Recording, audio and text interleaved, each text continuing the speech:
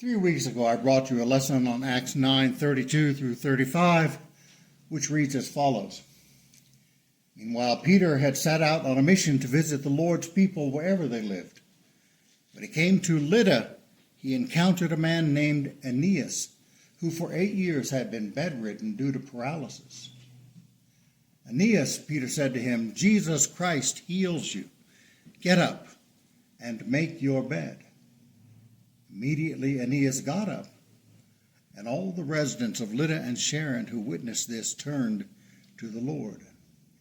Now, if you weren't here to hear that lesson, I don't have time right now to review it for you, but the long and short of what I presented was that these 4 verses of Scripture are rich in imagery and symbolism that are not readily apparent to the reader.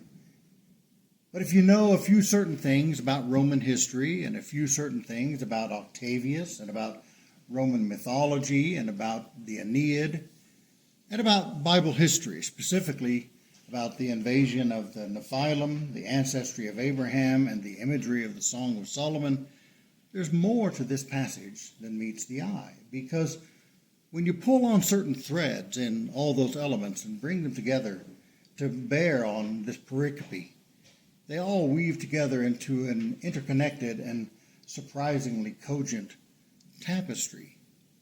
And when you get all the pieces aligned, they point to the beginning of the church's ministry in Europe in general and in Rome in particular.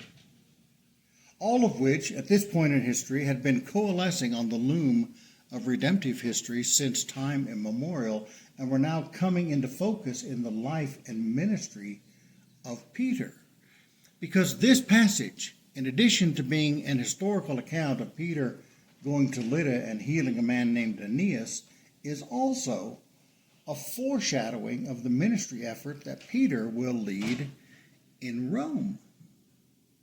A mission that will change the world in a way and on a scale that will transform global politics for the next 2,000 years to the present. Because Peter's healing of Aeneas in Acts 9 is the seminal event in the transformation of the pagan empire of the Aeneid into the Holy Roman Empire, the earthly head of which was Peter, the first bishop of Rome. Now, when I say that, I'm willing to predict that a number of feelings are roiling up inside of you, and none of them are good. Because that isn't at all the way that Protestants view church history. We tend to see Paul as the hero of the early church. Peter we see as the one who got things started, but then he drifted off into obscurity sometime around the 12th chapter of Acts. Indeed, we're actually kind of surprised that he's still even around in Acts 15 when he speaks at the Jerusalem Council. And then after that, it seems that he left Jerusalem, and after kicking around in Antioch for a while, he wandered off eastward to Mesopotamia and spent the rest of his life preaching to sand dunes in the ghost town of Babylon, or some such thing. Whatever it was you were taught about Peter growing up in the church. But we certainly did not see him as the rock on which the church was built. And we 100% don't see him as the Bishop of Rome, the first of 267 such bishops who, over the course of 2,000 years, shepherded a global flock of Christ followers, the largest flock in the world, from the chair of the Holy Roman See. As a matter of fact, we consider talk like that to be fighting words. Surely Peter is one of us, not one of them. Surely Peter would have had and did have nothing to do with the establishment of the Roman Catholic Church. Surely there's no evidence linking Peter to Rome at all, much less to the Church of Rome. Is there? I mean, that's pretty much what I was taught growing up in the church, that things in the New Testament church were good. There was some conflict, but for the most part, things got off to a good start. Then, after about 70 AD, things kind of started to fall off spiritually. things were okay, but error was slowly creeping into the church, and within a couple hundred years, the church, while growing in numbers, was on spiritual life support. But it limped along, steadily getting sicker and sicker till the 1500s, when it was pretty much coughing up blood and just waiting for the death rattle to set in. But then came along Martin Luther and Henry VIII and the Congregationalists and the Mennonites and the Puritans and the Quakers and the Great Awakening. And then in 1801 came the Cane Ridge Revival and the Restoration Movement, Churches of Christ.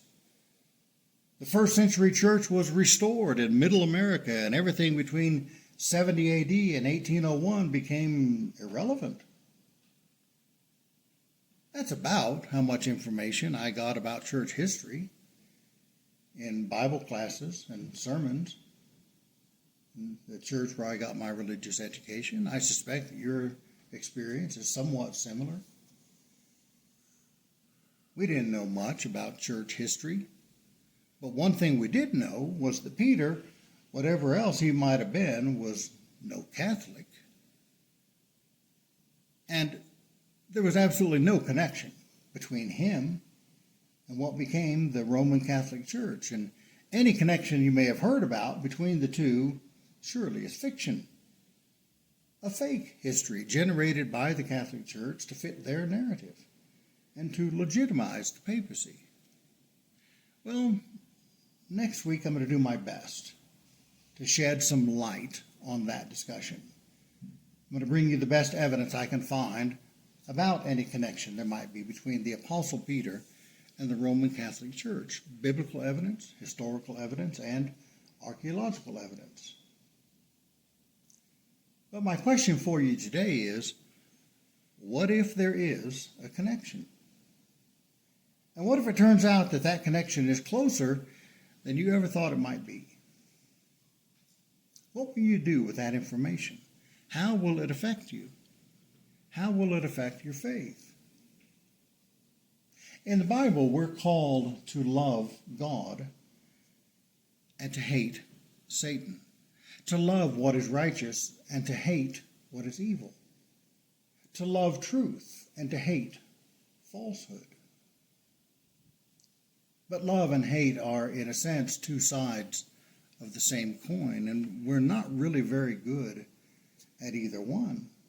We don't seem to be capable of perfect love, loving as God loves, and we don't seem to be capable of perfect hate, hating as God hates. But how much do you love Peter? And how much do you hate the falsehoods associated with the Roman tradition? And what will it mean to you if it turns out that Peter was the first bishop of Rome? A few weeks ago, in lesson number 316 of this series, Fear, I demonstrated to you how it is that perfect love casts out all fear. However, and this is vitally important for understanding that lesson, perfect love doesn't cast fear out of the love-e. It casts fear out of the lover. God's love for us is perfect, and yet we fear.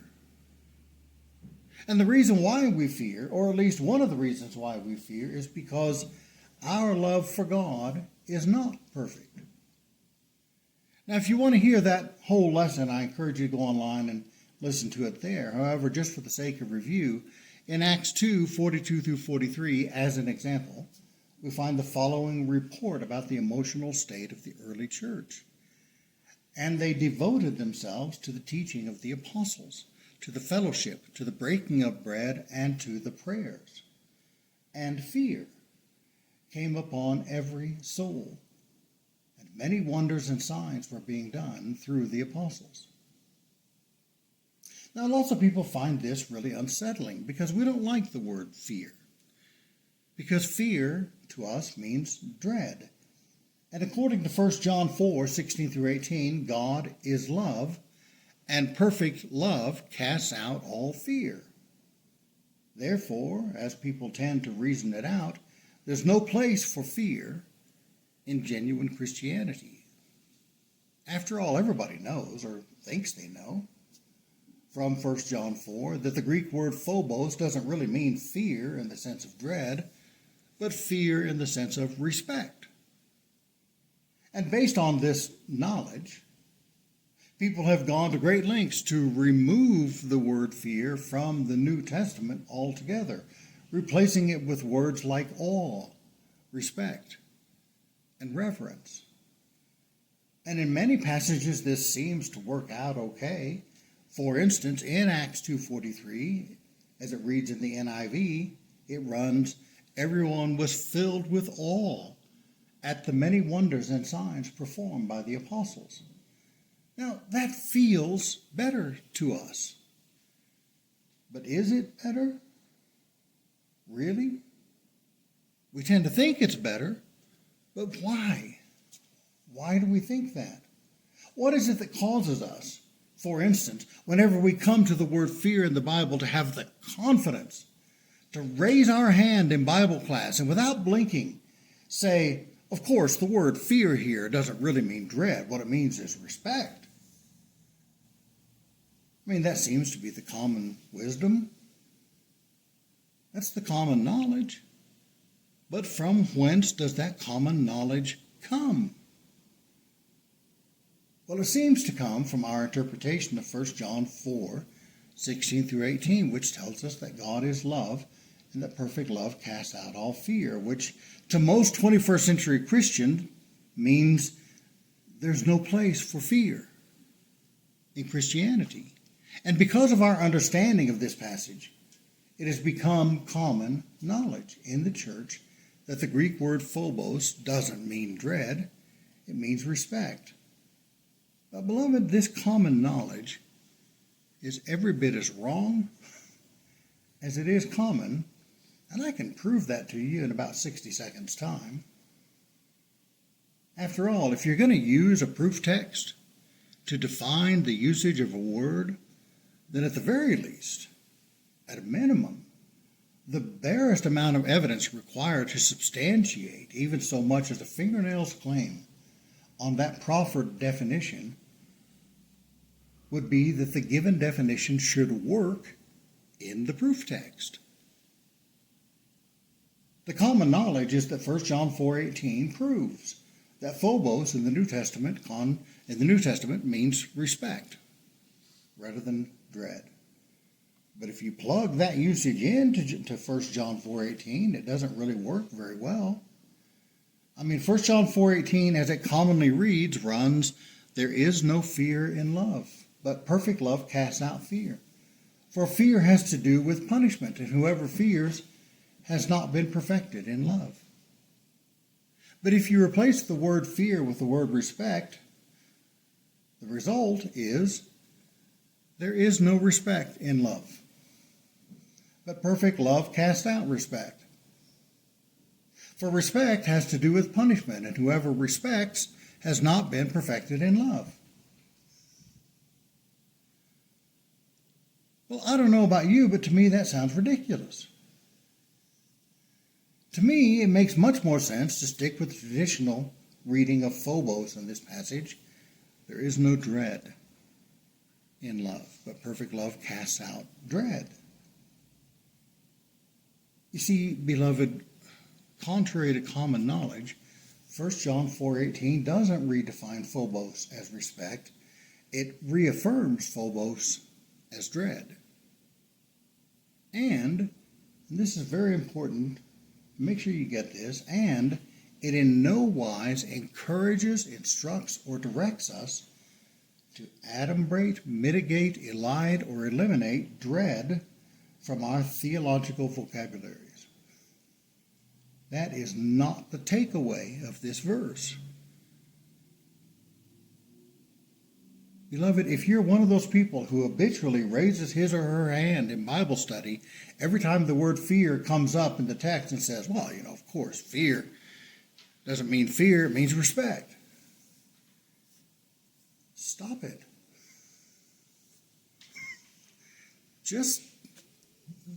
Stop it. Fear bloody well does mean fear. It means dread, terror, and panic of the sort that gives way to flight. And it means that just about every time it appears in the New Testament. And anyone who thinks they're doing John any favors, or the Lord any favors, or the church any favors by denying that fact, should think again. Go back and read John 4:16 through 18 in context. So we have come to know that to faith in the love that God has, so we have come to know and to faith in the love that God has for us. God is love, and whoever abides in love abides in God, and God abides in him. In this paradigm, love is being perfected within us, so that we may have confidence in regard to the day of judgment, insofar as we in this world are as he is. There is no fear in love, but perfect love casts out fear. For fear has to do with punishment, and whoever fears has not yet been perfected in love. God is love, and perfect love does cast out fear, which is why God isn't afraid of anyone or anything. It isn't just because he's perfect in power, but also because he's perfect in love. But you are not God, and neither am I. God is taller. You are not perfect in love. It isn't God's love for you that eliminates fear from your heart. It's your love for God that has the potential to do that. And the purpose of the fear that you do feel in your heart is both to inform you that you have not yet been perfected in love, and to stand in place of love when your love, imperfect as it is, fails to be perfected in you and in your deportment toward God. And John tells us that not in order to shame us. He tells us that in order to challenge us that we would strive mightily to be perfected in love. And here, I want to give you yet one more word of caution, because I've met a good number of people in my life who claim to be free from fear based on 1 John 4. For everyone within the sound of my voice, if you've ever made such a claim, I want you to take this moment to encourage you to reconsider that claim and consider making a retraction. Because I seriously doubt that any person this side of the grave has been perfected in love to the degree that they can claim to have rid themselves completely of fear. Now, if your claim is, God is love, God loves me, his love for me is perfect, and perfect love casts out all fear, okay. I mean, it's wrong, it's delusional. God's love for everybody is perfect, and yet almost no one has the chutzpah to claim that they're fearless. And there's a reason for that, because they're not fearless. They're not free from fear, because perfect love doesn't eliminate fear from the heart of the love-e. It eliminates fear from the heart of the lover. And you know that this is so if you've taken the time to think it through. I mean, think about it. Is God the Father's love for God the Son perfect? Yeah, of course it is. Was the Father's love for the Son perfect on the night that Jesus was betrayed? Again, yes. Of course it was. Well, then why wasn't fear eliminated from his heart that night?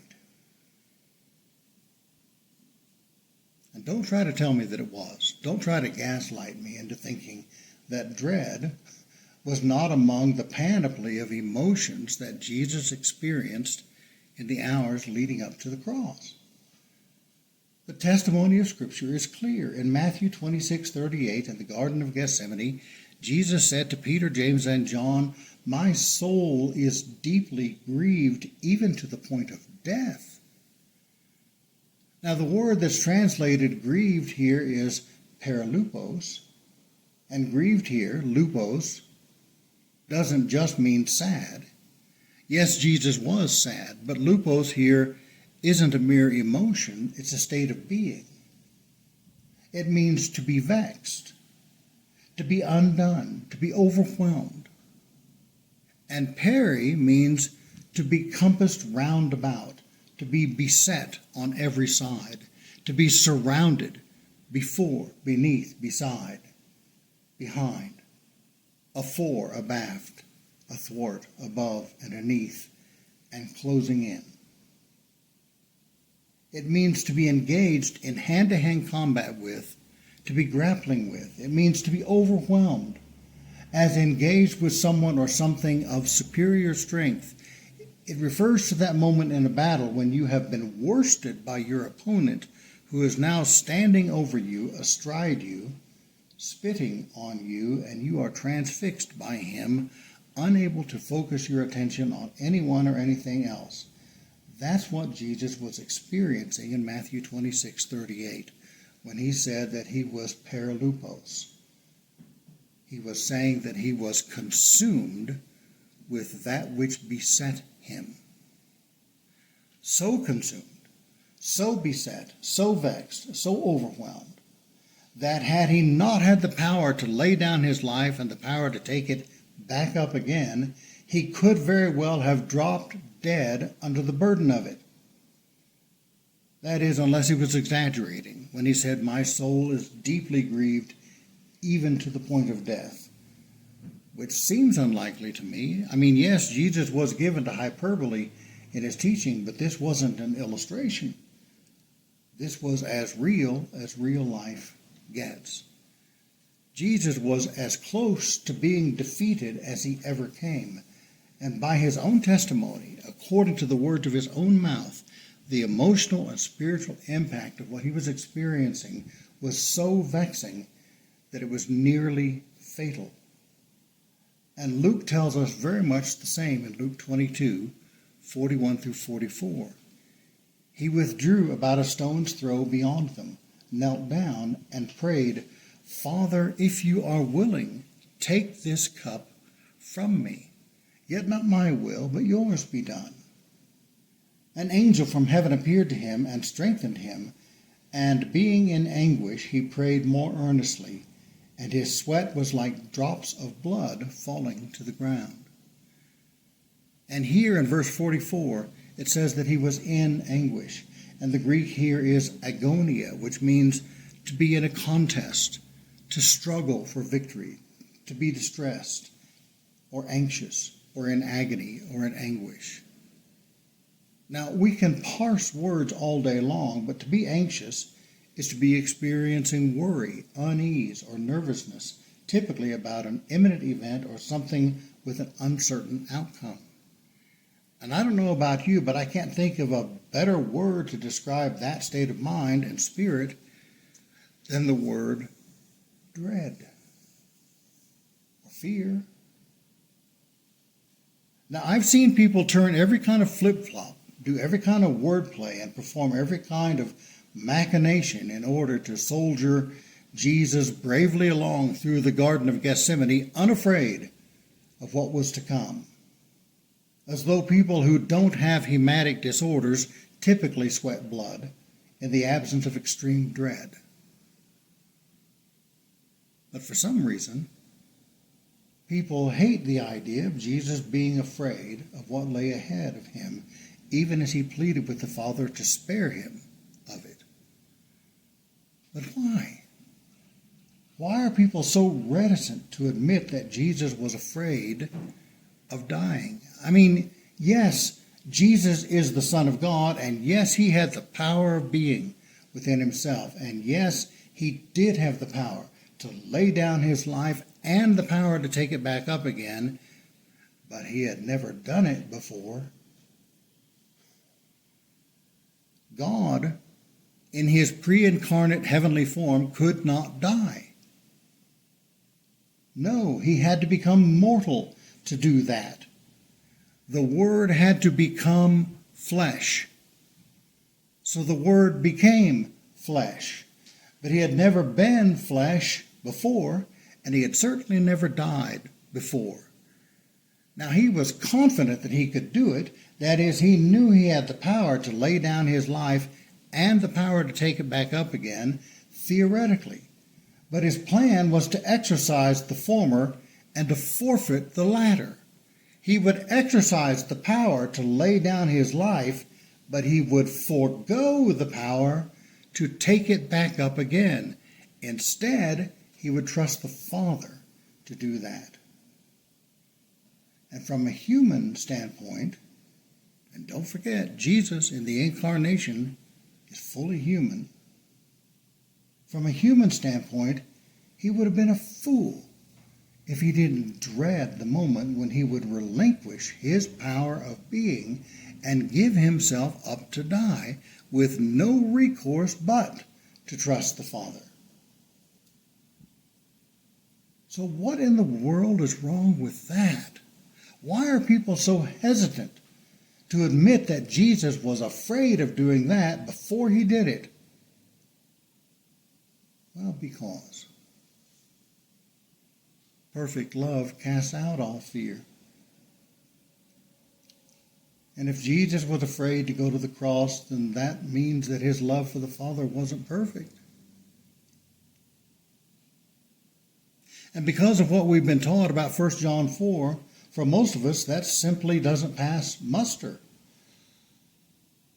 But beloved, as I've already demonstrated to you here this morning, most of what we've been taught about 1 John 4 is deeply flawed. According to 1 John 4:18, as it reads in most translations, perfect love drives out fear. Ergo, whoever fears has not been perfected in love. But there's a word missing from that idea.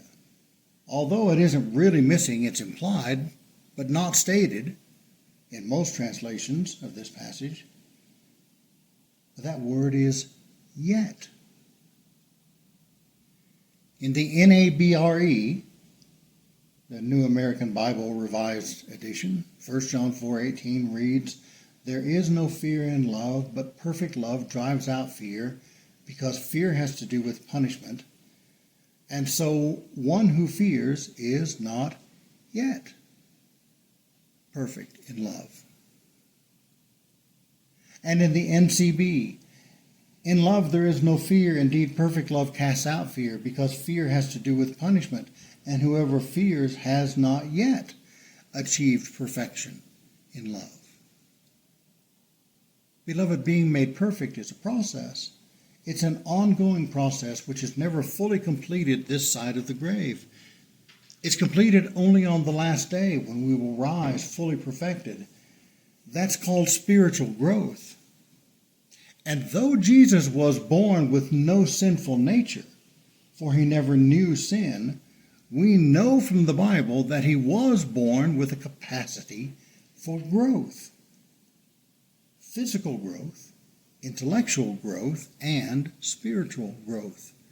That is certainly the testimony that Luke gives of Jesus in Luke 2:52.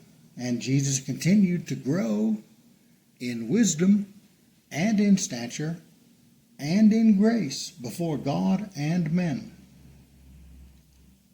And Jesus never outgrew his capacity for growth. Even when he reached physical maturity, he continued to grow spiritually. According to the Bible, his spiritual growth continued literally right up to the day he died.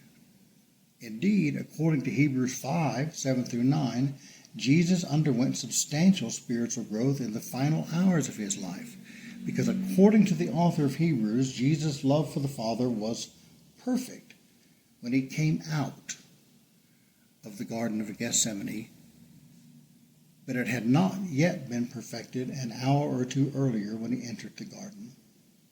But over the course of his prayer in the Garden of Gethsemane, he submitted himself to the will of the Father, and he was perfected through obedience to the Father.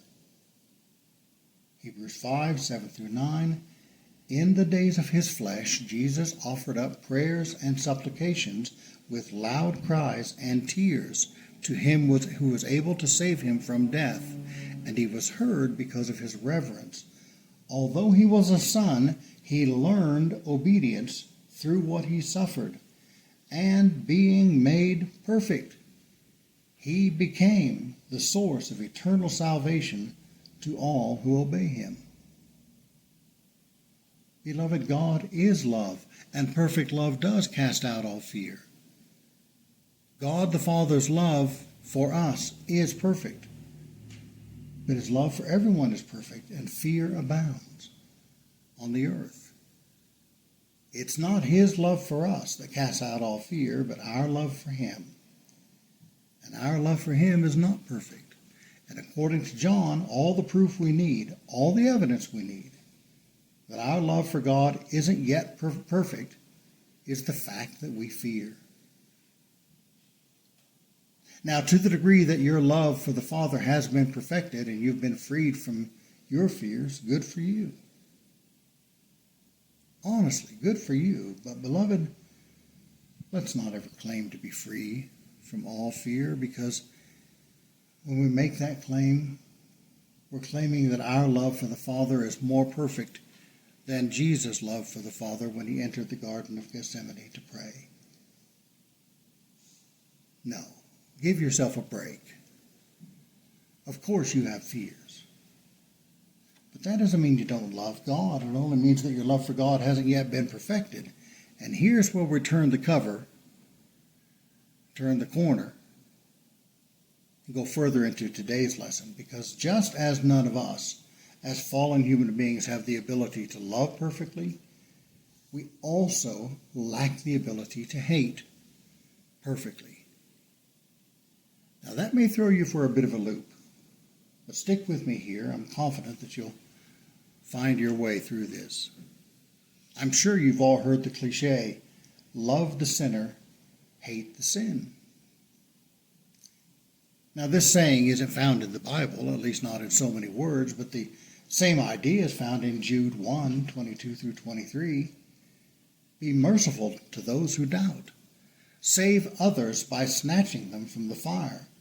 To others show mercy mixed with fear, hating even the clothing stained by the corruption of the sinful nature.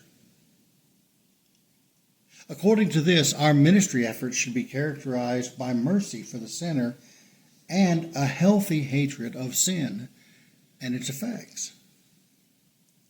We're to have compassion on sinners for whom Christ died, and as James puts it in James 1:27, continue to practice pure and faultless religion, which requires us to keep ourselves from being polluted by the world. However, as fallen human beings, the difference between us and God in regard to loving and hating is huge. We're not capable of perfect hatred any more than we're capable of perfect love. We tend to get it wrong. We tend to hate sin too little, and so corrupt perfect love. Or we tend to hate sin too much, and so develop hatred for the sinner. But God is capable of doing both perfectly. Romans 9:13, as it is written, Jacob have I loved, but Esau have I hated. Both for God are righteous. Not so when it comes to us. For the most part, we, as the people of God, are forbidden by the word of God from engaging in hatred. Now, just to be clear, that is a double standard. And that double standard is just fine. If you want to hear more about that, I invite you to go online and listen to lesson number 273 in this series, entitled A Double Standard. The takeaway from that lesson that's most relevant for today's lesson is that while God is free to engage in hatred, we're not. And the reasons for that are obvious if you think about it, because God is perfect in both love and hate. But for us, being perfected in love seems to be beyond our reach, and being perfected in hatred is way beyond our reach. Because hatred gets out of its appointed bounds in a hurry. It spreads like wildfire in our hearts. And there's no way that God, being a wise God, would, should, or could ever trust us with the responsibility of wielding the dreadful power of hate, at least not freely. No, indeed, there seems to be only one area, one arena, in which God ever invites us to engage in hatred on any level, and that is in the hatred of sin, in the hatred of evil. Because according to Proverbs 9:10, the fear of the Lord is the beginning of wisdom. And according to Proverbs 8:13, the fear of the Lord is the hatred of evil. Beloved, God calls us to engage in the hatred of sin, in the hatred of evil. And the reasons for that seem obvious to me. I recall hearing a story some 45 years ago of a woman who was taking a flight across country, found herself with a long layover of several hours in Chicago. So she decided to take the opportunity to see the city. She left the airport, hailed a taxi cab, and she asked the cab driver to give her a tour of the city. But she asked, "Don't show me the tourist sites. Show me the real city. I want to see the good, the bad, and the ugly." So he did, and at one point in her tour, she came to a string of several blocks of torn-down tenement apartments with a high number of empty lots. And on one lot, she saw a group of children playing in the dirt. Young children, little kids, like 3, 4, 5, 6 years old. They didn't have any toys. They didn't have any sports equipment. They had no ball and bat. They didn't even seem to be able to gather up enough things to play a game of stickball, or enough imagination to summon up a game of tag or hide and seek. All they had to play with was dirt, and they made the most of it, digging and playing in the dirt with their little hands, and they were covered with dirt from Petassus to Talaria. And there was something about that this woman found really upsetting. She began to cry. And under her breath, she said to herself, "Where are their mothers? Don't they love them?" And the taxi driver overheard her and said, "Ma'am, their mothers love these children just fine. They just don't hate dirt."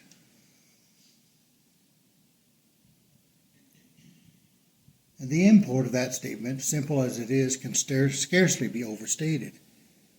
In the absence of hatred for dirt, cleanliness will not abound.